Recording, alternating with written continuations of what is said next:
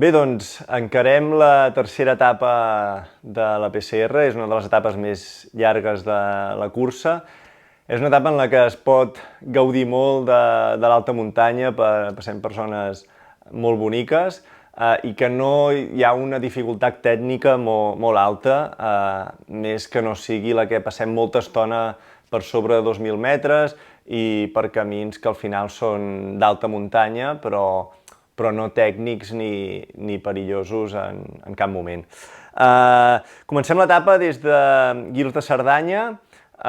Just a partir d'aquí, a la sortida del poble, entrem en una zona en què hi ha una planta que fa una flor just en aquesta època que està protegida, és la Gentiana pneumonate,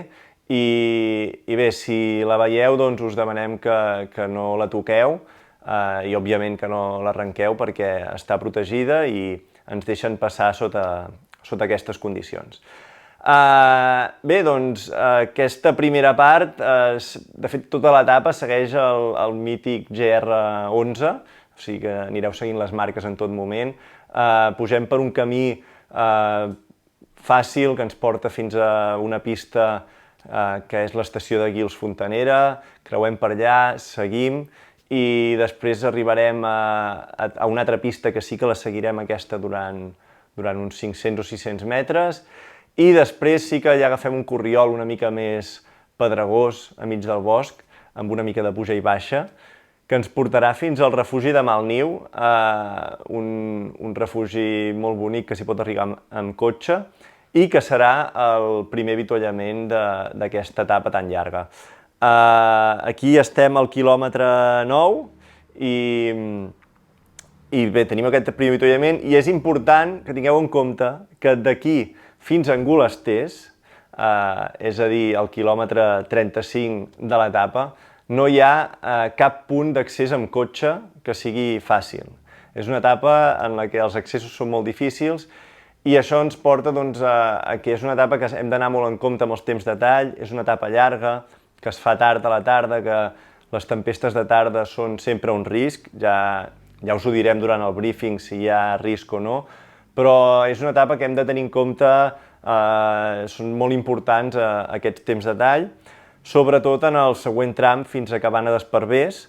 que és on trobareu el següent avituallament i que és un punt on no s'hi pot accedir en cotxe, sí que hi podem accedir més o menys a prop, però just en el punt tampoc hi podem accedir en cotxe. Llavors, aquest segon tram fins a Cabana d'Esparvers són uns 10 quilòmetres amb 750 metres de desnivell positiu. És una zona ja més d'alta muntanya, com us he dit, tota l'estona per sobre de 2.000 metres. Pugem fins a la Portella d'en Gorgs, a gairebé 2.700 metres. I, com deia, no hi ha una gran dificultat tècnica, però sí que estem a molta alçada i això, doncs bé, fa que sigui una etapa alpina. La baixada és molt vertical fins a la Cabana d'Esparvers, que és on trobareu aquest segon avituallament, i després ja encarem la pujada al Coll de Lilla, primer per mig de prats més senzills i cada vegada més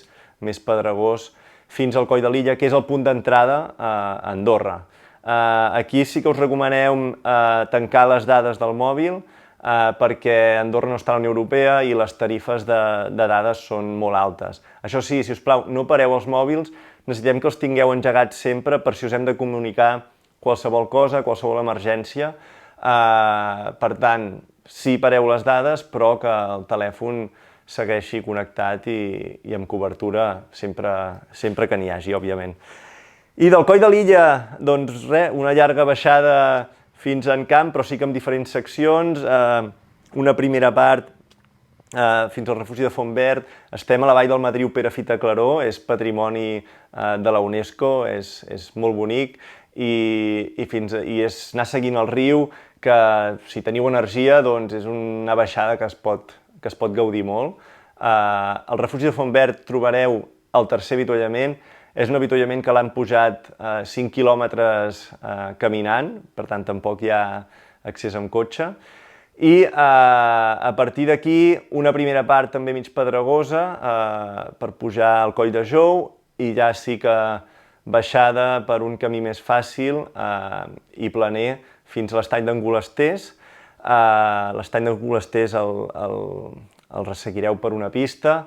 i, atenció, aquesta baixada final són 2 quilòmetres molt verticals i després de tota l'acumulació doncs es pot fer una mica llarga i res, que estigueu atents doncs, també sobretot a les caigudes i a l'arribar en camp, quan s'acaba aquesta baixada heu de creuar la carretera principal que creua Andorra. Aquí sí que hi ha un pas de vianants, nosaltres ho marquem pel pas de vianants i us demanem creuar pel pas de vianants i a partir d'aquí doncs, ja entreu a la població d'en Camp. Estigueu atents a les marques i estigueu atents al track perquè en les zones així de pobles a vegades ens poden treure